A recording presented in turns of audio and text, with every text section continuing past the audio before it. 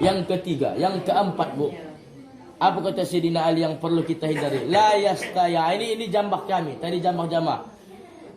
La yastahi alimun idza suila amma alla ya'lam. Jangan jikalau kau ditanya, jangan palah malu mengatakan tak ada jawapannya. Maksudnya belum dapat jawapannya. Inilah penyakit ustaz-ustaz. Makanya terus terang ini dikatakan Ustaz Abdul Somad. Ini Kang, kita ni sok tahu dari mulai Donald Trump sampai Donald Bebek tahu dia. Artinya apa ditanya jamaah jawab. Pakai kolok usah. Maka jangan malu katakan wallahu a'lam bissawab. La adri. Kalau kami dia belajar la adri. Tapi ini disalahgunakan. Kami dulu waktu ustaz kami menyampaikan apa namanya? Pelajarannya kitab kuning dulu pula kan. Kami kutip kami latar kitab kuning di MPI. Kalau kita nanti ditanya orang, andai kamu nanti jadi ulama, jangan malu mengatakan wallahu a'lam kalau tak tahu jawabannya. Jangan sama nak dijawab seolah-olah hebat. Kan begitu. Ustaz Somad tengok. Kalau tak tahu dia di cancel. Tak ada malah malu. Tak jatuh maruah awak dengan ustaz. Rupanya disalahgunakan anak-anak. Ujian kata ibu ujian. Tak tahu dia jawapannya. Buat wallahu a'lam. Mulai dari soal 1, soal 20 wallahu a'lam. Wallahu a'lam bisawab. Allah yang tahu jawapannya. Mak panggillah kami. Tapi kata ustaz dulu, kata muallim, kalau tak tahu jawapannya buat di situ wallahu a'lam bisawab. Bukan itu fahamnya katanya. Fahamnya itu lain lagi. Kan buaya? Buaya korban itu. Jadi ibu-ibu yang dirahmati Allah Subhanahu wa taala, itu yang keempat, yang terakhir, tak pula lama-lama. Yang kelima, apa lagi yang perlu kita hindari kata Sayyidina Ali bin Abi Thalib dalam kitab Hilyatul Awliya, ya, wala imana liman la sabralah. Ya, apa maknanya? Tidak dikatakan orang yang beriman kalau tidak mempunyai kesabaran. Apa pahamnya? Kesabaran adalah puncak tertinggi dari keimanan ya seseorang. Tidak ada iman bagi orang yang tidak ada kesabaran. Kenapa begitu Ustaz? Kalau kita merujuk dari kisah-kisah Nabi dan Rasulullah, Bu, cari ibu lah. Mana mulai dari Nabi Adam sampai Nabi Muhammad tak ada yang tak diuji. Semua Nabi dan Rasul pasti kena uji. Betul tak? Kalau digambar-gambarkan, Bu, Nabi ini kan Rasul Allah, Nabi dan Rasulullah, manusia pilihan. Yang dikasih kitab, yang dikasih mushaf, ada juga yang tidak diutus sama umat. Tapi Nabi, di atas ulama lagi, di atas wali. Tetapi kita bayangkan kan Nabi ini kan enak-enak lah hidupnya. Elok-elok lah, tak ada masalah. Tapi pada nyataannya, ibu tengok. Ada tidak ibu lihat dalam sejarah Nabi yang tak punya masalah? Tak ada. Nabi Adam punya masalah. Masalah apa Ustaz? Pertama dia gara-gara makan buah huldi terusir dari surga. Berjumpa di bukit Jabal Rahmah. Bertemulah dengan istrinya. Udah, apa lagi masalah Nabi Adam Ustaz? Anaknya Habil dan Qabil tidak mau dijodohkan silang. Qabil tidak mau menikah dengan kembaran Habil. Ya, gara-gara kembaran Habil jelek. Dia nak dengan kembaran sendiri. Sementara turun perintah Allah harus kawin silang. Karena manusia tak ada. Marah, merajuk. Terjadi pembunuhan pertama di atas bumi. Nabi Adam pun sedih. Kan? Bersabar. Bersabar Nabi Adam, bersabar. Kan? Nabi Nuh dalam kitab Mausufatul Adab, apa dikatakan? Salah satu istri Nabi di antara istri-istri Nabi, istri Nabi Nuh lah yang paling durhaka. Nabi Ayub, istrinya melawan tapi tak durhaka. Namanya Rahmah. Bukan Siti Rahmah, ya Rahmah. Kalau istri Nabi Nuh ni siapa namanya? Siapa namanya? Lupa saya, bukan Arwah ya. Durhaka. Satu-satunya istri Nabi yang durhaka adalah istri Nabi Nuh. Anaknya kan anak keempat durhaka. Nabi Lut akhirnya tobat di istrinya. Salah. Termasuk Nabi Lut. Kalau Nabi Ayub, istrinya lah balik di hujungnya. Cuma yang pernah saya katakan, Kau boleh kurujuk tapi dengan sesuai dengan apa ku dulu. Kalau aku sehat, ku hojam kau. Tapi Nabi Lut sayang dia.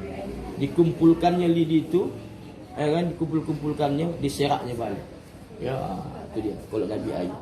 Nabi Lut punya masalah. Nabi Yakub, anaknya Nabi Yusuf, hendak dibunuh oleh sahabat, bukan sahabat, oleh abang-abangnya. Sabar. Nabi Yusuf sendiri dizolimi, difitnah. Ya, yang diabadikan Allah dalam Al-Quran. Apa itu Ustaz? Dia difitnah oleh Siti Julaiho. Tapi Allah mengabadikan dalam Al-Quran ada saksi budak-budak. Kalau bajunya koyak di belakang, pasti Yusuf lah yang benar. Tapi bajunya koyak di depan, perempuan pula yang benar. Nabi Yusuf bajunya. Nabi Ayub tadi diuji Allah dengan sakit 18 tahun, bu, sakit kulit. Tapi wallahi tallahi perlu kita garis bawahi, Nabi Ayub bukan sakit kulit yang dikatakan sebagian orang-orang mengatakan pendapat kotonya bahulat. Tidak, bu, tak bahulat. Sakit kulit tapi tak bahulat. Masa Nabi Allah bahulat? Kan? 18 tahun. Dua cuma anggota tubuhnya yang berfungsi, bu. Apa itu Ustaz? Yang pertama adalah lisan, yang kedua lah ada hati. Pernah dalam riwayat dikatakan, ditanyalah Nabi Ayub, "Wahai Ayub, ya, kau kan Nabi Allah, kau kan kekasih Allah. Apa kau tak ingin sembuh? 18 tahun kau sakit Ayub." Gitu kah sakit sehari? Ya Allah, apa lagi? Laki-laki ni kalau sakit merengek. Kan? Kalau ibu-ibu istri sakit tak merengek, tapi tak balik. Kalau suami sakit merengek. Kan? Saya begitu, bu. Kalau dah sakit merengek lah saya. Segala yang tak kusukkan. Tapi kalau istri sakit diam-diam saja dia. Saya patut tu. Manja kali kan, bu. Tak balik kan. Kusukkan adik sakit ini. Kalau orang rumah tak mau. Merengek. Allah kata. Ya Allah kata. Ya. Apa kata Nabi Yusuf? Uhibbal marad litawaddi li rabbi. Kenapa? Aku suka sakit. Orang kan ini, bu. Aku suka sakit. Aku cinta sakit. Kenapa? Karena dengan sakitku ini aku rendah di hadapan Allah. Rendah hatiku di hadapan Allah. Adanya manusia ni, bu, kalau sehat tak ingat Tuhan. Adanya manusia ni kalau sehat, bu, masjid pun tak nampaknya. Ada. Tapi kalau dah sakit, Allah, subhanallah. Sampai nak tolong hantarkan ayah ke sembahyang Jumat ke masjid dibonceng. Wah, udah lumpuh bawa nak sembahyang ke masjid. Kalau sihat dulu, bu, pergi ke Medan. Ya, alah bahu lagi takbir pertama. Lewat lagi, alah bahu lagi asyhadu alla ilaha illallah. Bahu lagi asyhadu anna Muhammad Rasulullah.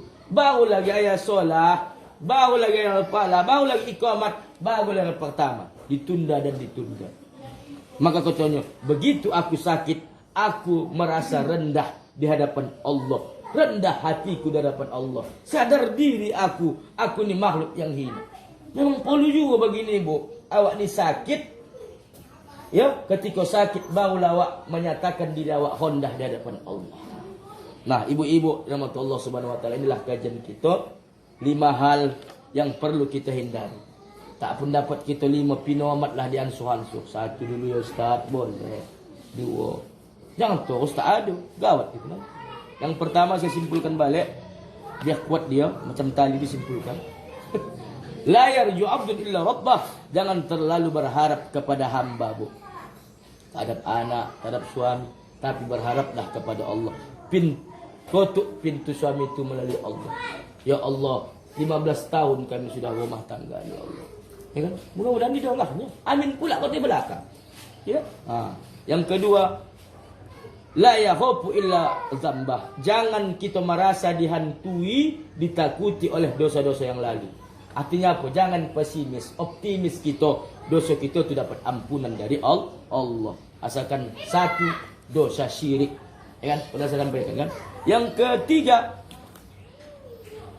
la yastahi jahilun ayyan salama la ya'lam. Jangan pernah ibu malu bertanya tentang apa yang tak diketahui. Bertanya. Sekarang sudah banyaknya channel. Tengok YouTube tu. Bertanya apalah tentang hukum, tentang kehidupan. Jangan salah tingkah. Udah besok kejadian baru.